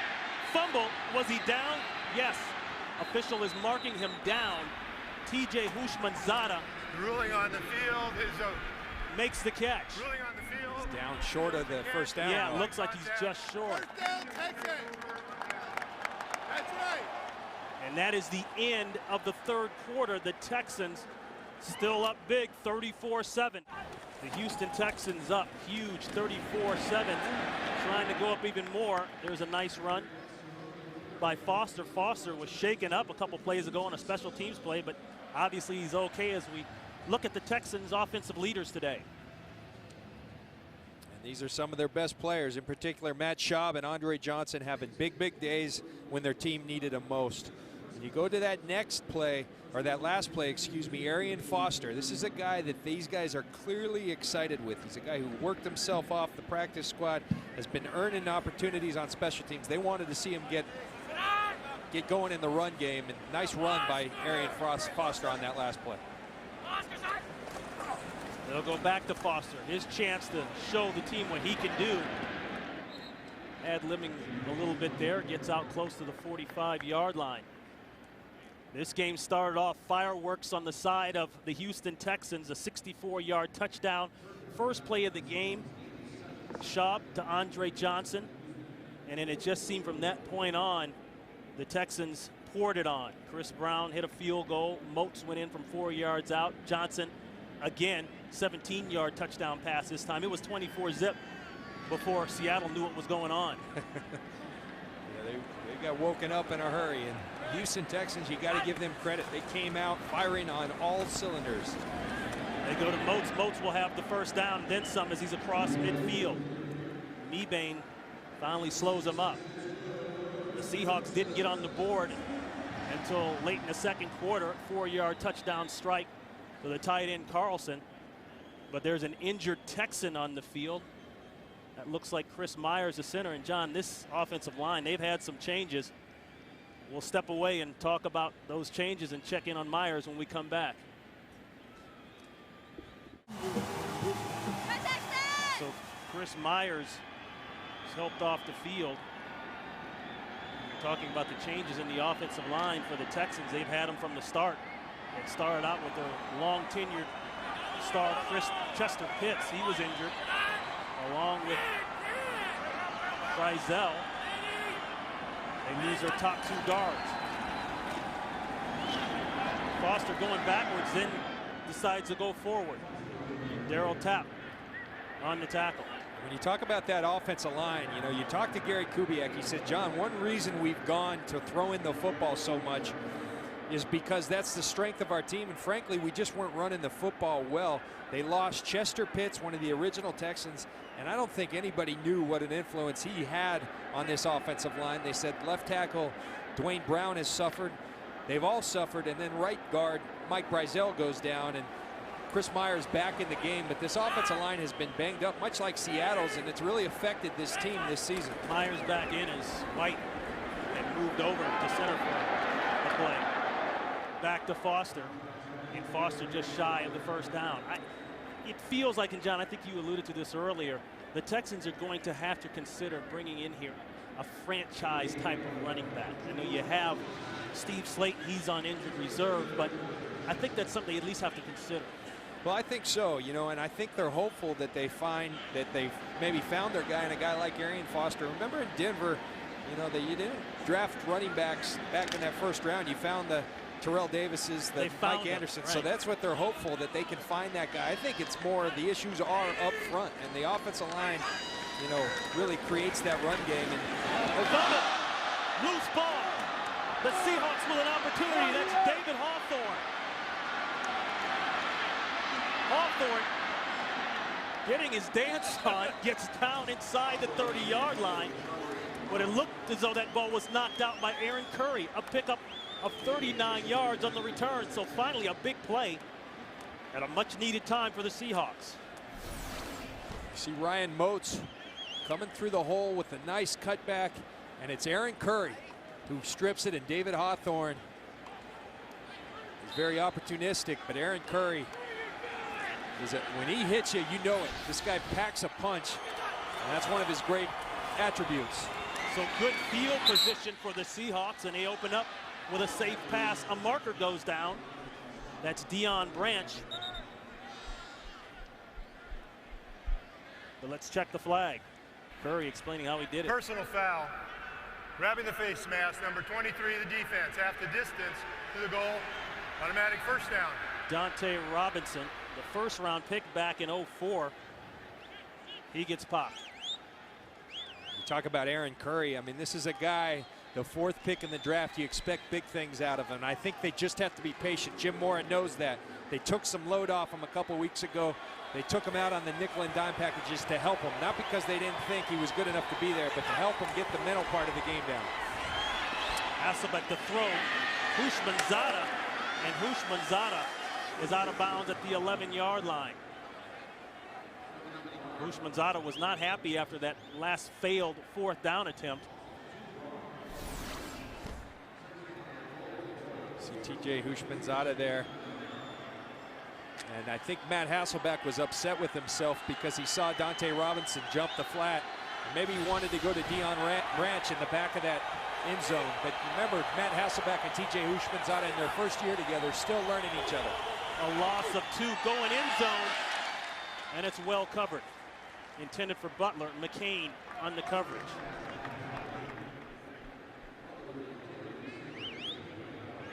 Much like they said they would, they're trying to implement Deion Butler into this offense, and I think that's a good thing because, again, he provides a different dimension than any of the receivers they have. He is a burner. He can get it downfield, and they need that in this offense. Best starting field position today for Seattle on the turnover. They took it at the 26. 3rd and goal. The check down, that's Forsett. Not much. Glover Quinn. We talked about Glover Quinn earlier and what attracted to him. the Texans to him was his tackling ability. This guy has played an outstanding game. You're in that nickel. First thing we talked about, you're going to be one-on-one, but then you're also going to be one-on-one with great athletes in space. And Glover Quinn, the young rookie, doing an outstanding job tackling a guy who's tough to tackle in open space. And Justin Forsett. 4th and goal. Pump fake, end zone, got Houshmandzadeh, incomplete. Great play by Bryce McCain, the 6th round pick out of Utah, and it's a turnover on downs. You see TJ Houshmandzadeh and Matt Hasselbeck. You know, I think Matt Hasselbeck expects a #1 receiver, and that's what they brought TJ Houshmandzadeh in here to do, to go up and at least make a great effort to get that kind of football right there. They go back to Foster, and we'll go back to the play in the end zone. At some point, you trust your #1 receiver to go up and make a play on the ball. And Bryce McCain, he's competing too. But TJ Houshmandzadeh, I think if you're a starting quarterback, you got to expect your guy to go up and compete for that ball and bring that in. That's why you brought him in here. Housh, a 5-year, $40 million deal, 15 guarantee. Finally getting out of the shadow of Ocho Cinco. Not able to make the play there. 2nd down and 7. The toss, a block, a cut, and Foster about 4 or 5 yards shy of the 1st down.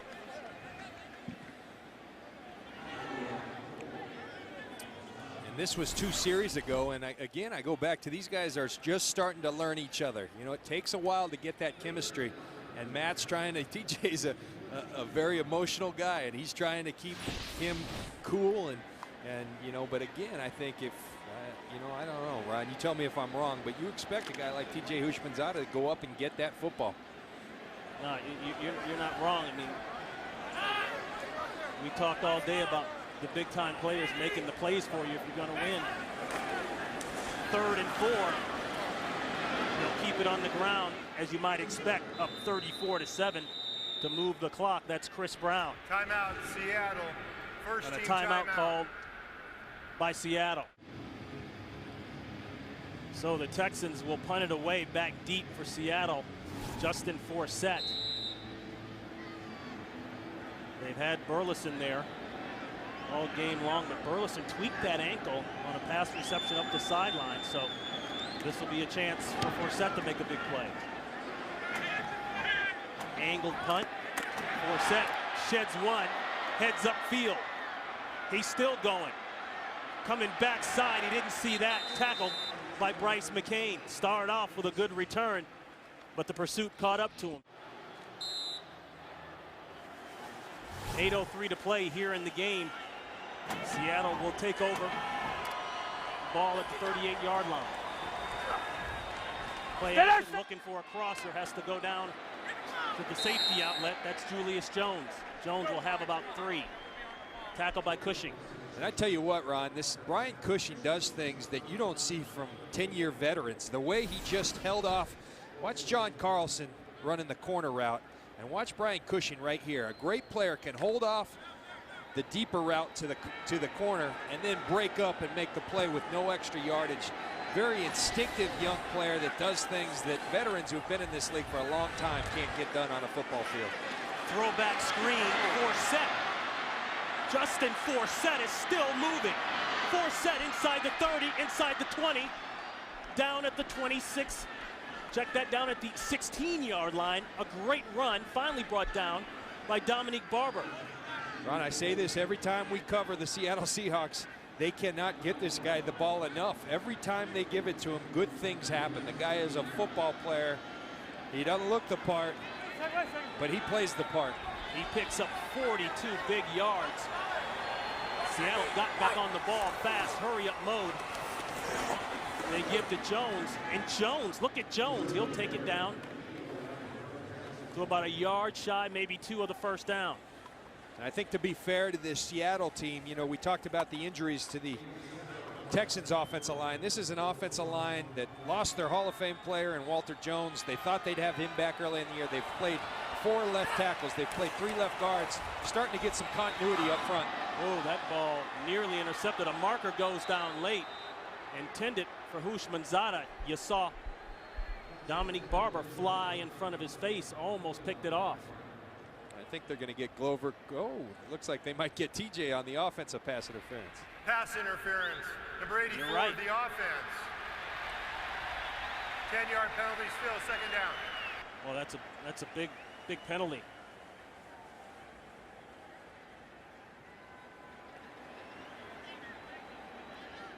So the penalty moves him back. Boy, Matt Hasselbeck is upset. He can't believe that they called that on TJ. I mean, there's a lot of contact, and there's going to be. That's the kind of player he is. He's a strong player. He uses his body a lot. And the referees, the back judge usually doesn't call that one.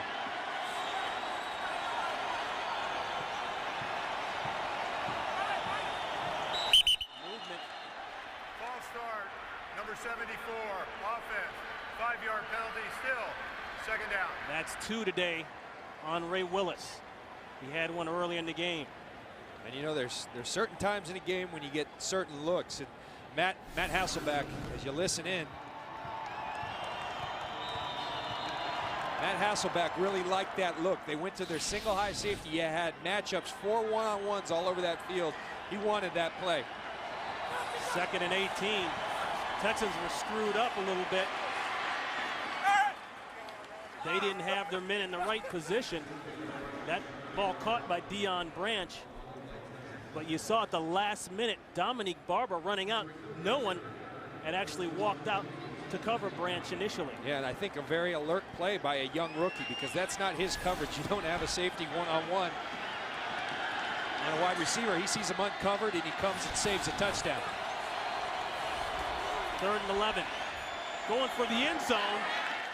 Intended for Houshmandzadeh, and it's incomplete. Robinson on the coverage.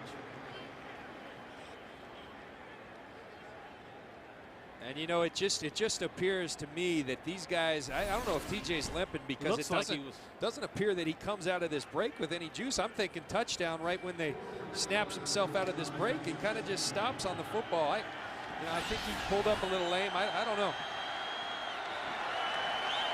4th and 11.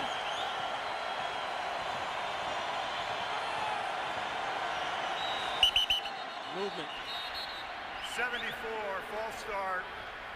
5-yard penalty, still 4th down. Boy, that's 3 on Willis. You know, and these Texan fans are doing the best job they can, but this is not Seattle. I mean, with that kind of noise. No. And so Ray Willis, at a certain point, you just got to hold your water and hang in there, give your team a chance. Jim Mora continues to be frustrated with the mistakes that have led to a 34-7 deficit here today.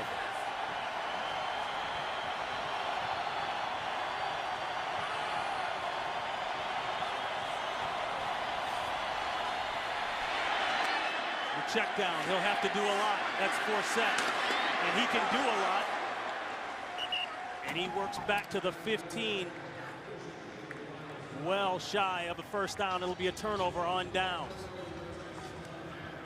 And D'Amico Ryan continues to fly all over this football field today. You watch at the end of this play, Matt Hasselbeck checks it down to Justin Forsett as he gets pressure. Matt Hasselbeck trying to get in the play. He does have a lot of farv in him.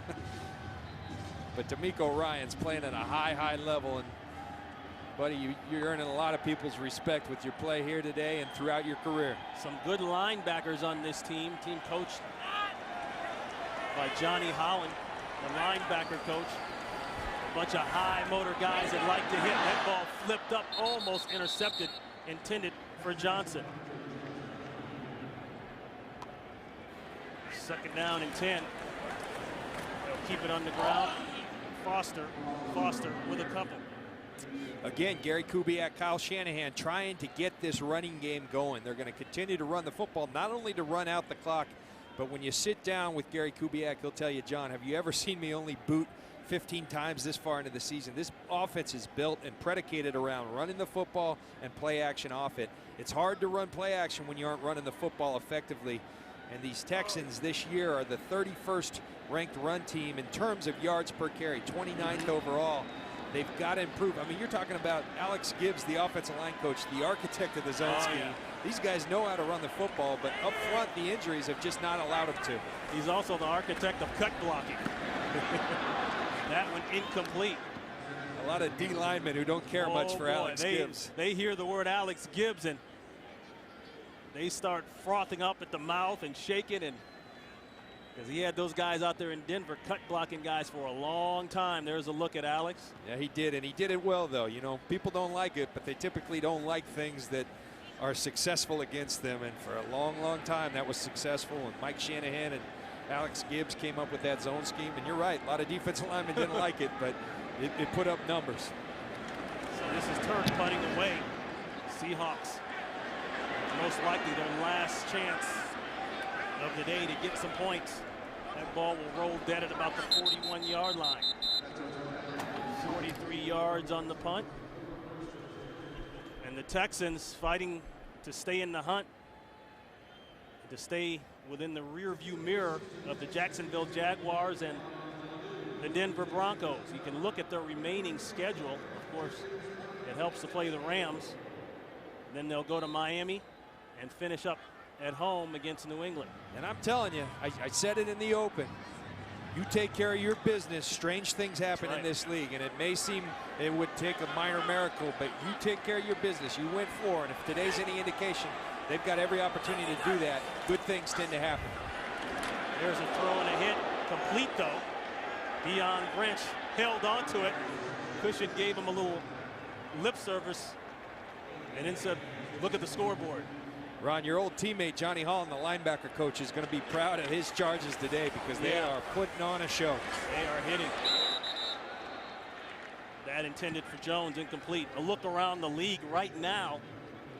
With time winding down in the game, 2 minutes left. Jacksonville down by 4 to Miami, so that all works for the Texans. And St. Louis will take on the Titans later on today. One of the things, much like at the end of the first half, I liked and praised about Gary Kubiak and them being aggressive on offense. You look at this defense continuing to swarm, get people to the ball. They've put pressure on Matt Hasselbeck throughout the entire day. They've been aggressive in their mentality, aggressive in their play calls. They've had outstanding play, but they have abused Matt Hasselbeck with pressure throughout the day. This is a 4th down, 4th and 5. The slant, Butler has it. Butler hit hard, but holds on. This kid has made a case for himself the last couple games here. He has, and I keep saying it, but you got to continue to work a young kid like that into the offense. He can beat you deep, and he'll go in there and give up his body on those type of slant routes as well. He's got 3 catches for 34 yards, all relatively big plays. Upended is Houshmandzadeh. Dominique Barber applies the wood.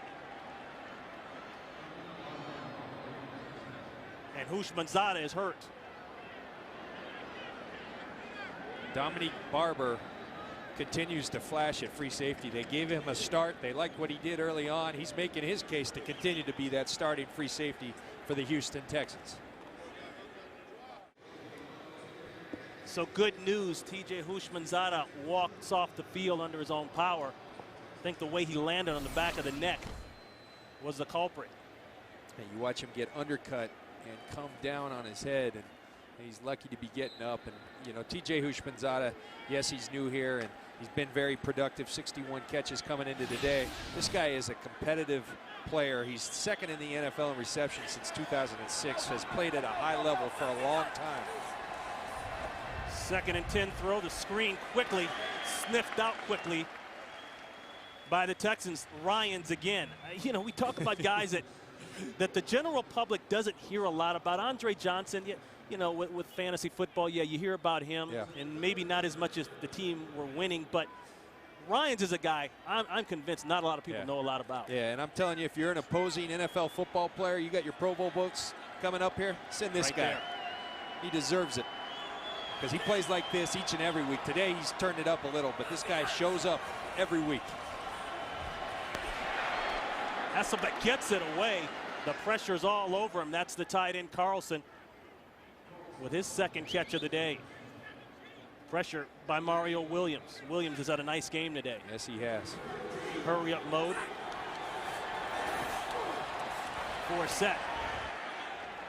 Forsett just beyond the line of scrimmage on 4th down.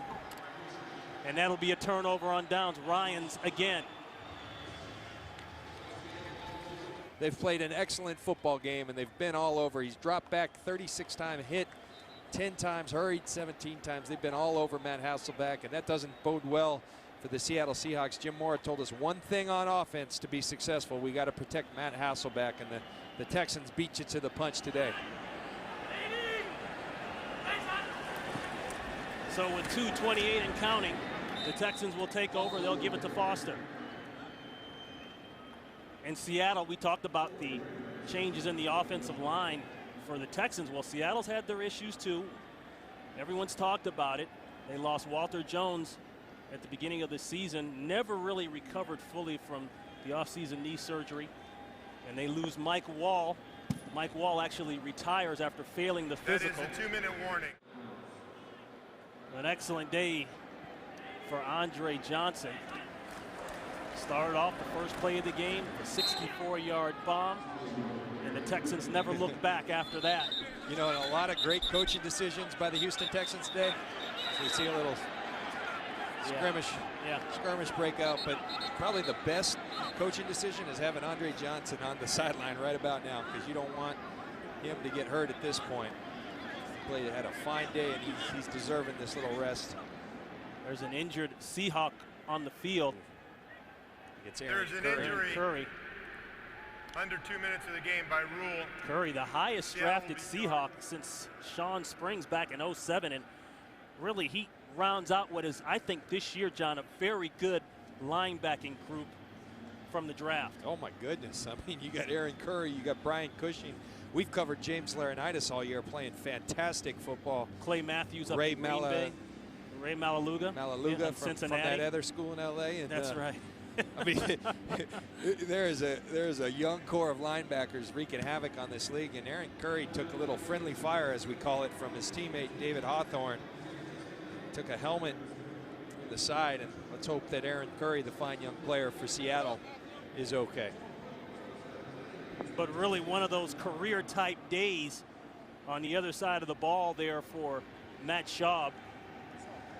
He attains 3 single-season records in pass completions, attempts, and yards, all passing David Carr in that area. And you heard it from Kurt Menefee, 13-0. They clinch a first-round bye. They already wrapped up the divisions, and that is huge, John Lynch, to get home field advantage if they can do it down there in New Orleans. That place is crazy, and this is all bad news for the Seattle Seahawks as they bring out the cart for Aaron Curry. Yeah, and again, watch David Hawthorne, and he's going to put his helmet in the side and, you know, back to where your ribs and kidneys and all those things. And this is not a, you know, anytime you see the cart, it's not something that you want to see. You know, it's a tough game, and oftentimes it's your own teammates that David Hawthorne certainly didn't intend to hurt his buddy, but let's hope that Aaron Curry is okay, because he has a bright future for these Seattle Seahawks. And they got him on his feet. The cart's there. They're going to try to lift him up and put him on the cart. Like you say, that's, you never like to see that. A guy definitely with a bright future, number 4 overall out of Wake Forest. Starting to come along, as all rookies do. They hit that wall, that part of the season around November 1st where, okay, your college season is over. But remember, you played 4 preseason games along with 10 other NFL games, so you're ready to go home and get some of Mom's holiday cooking. Yeah, and Aaron Curry, you know, he communicated to us that part of the problem is that everybody on your team tells you you're going to hit this rookie wall, which I could identify with, because I remember back to my rookie year back in 1993, and everybody telling me, oh, you're going to hit this wall. And one guy who I had the ultimate respect for, Hardy Nickerson, who was a fine player, said, you know what, buddy, run right through that wall. Forget about that wall, run right through it. And Curry said that's exactly what Lofa Tatupa. So another great mentor for Aaron Curry, and let's just hope and pray that he's okay health-wise. Continuing to update the scores around the league. The final, Miami over Jacksonville, so that helps the Texans' cause. The Indianapolis Colts now up 27-16 over Denver with 2:25 to play, so that helps the wild card chase because Denver's sitting in that one wild card spot, that second wild card spot that the Texans need to shoot for. Well, the two wild card teams, Denver and Jacksonville, you know, and again, people are going to think I'm crazy, but you take care of your business, strange things happen in this league. You know, it was interesting coming out to practice on Friday, Ron, and you know, we showed up. The Texans are in sweats. That's normal. People typically don't practice in pads on Friday in this league, but Gary Kubiak had them going through a walkthrough. This is a young football team. He felt like they were banged up. He wanted them fresh for Sunday. And I tell you what, the move, because they certainly looked fresh coming out here. They looked full of juice and energy, and it worked, as most things have here today. So Turk sends this one away. Forsett won't get a chance. It bounces backwards and goes out of bounds at about the 28-yard line. 35 yards on the punt. There's Mario Williams, who, you know, again, I called out to have a big game today because he can. He's a dominant player, and there's his boss, Bob McNair, everyone's boss here at part of the Houston Texans, the founder, the guy who brought football back to Houston. And, you know, he wants success here in the worst way, and he's liking what he sees today, I'm sure.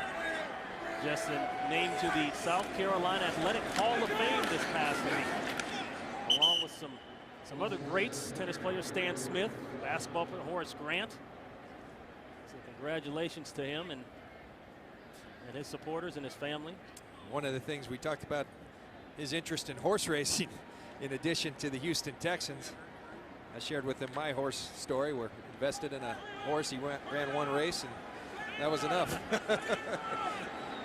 And John, you had a little cameo appearance at the Texans practice. My future Hall of Fame buddy John Lynch said a few words to the Texans. Well, I think you got him fired up. Yeah. Gary Kubiak asked me to. I would have done the same for Jim Mora, and it appears to have worked.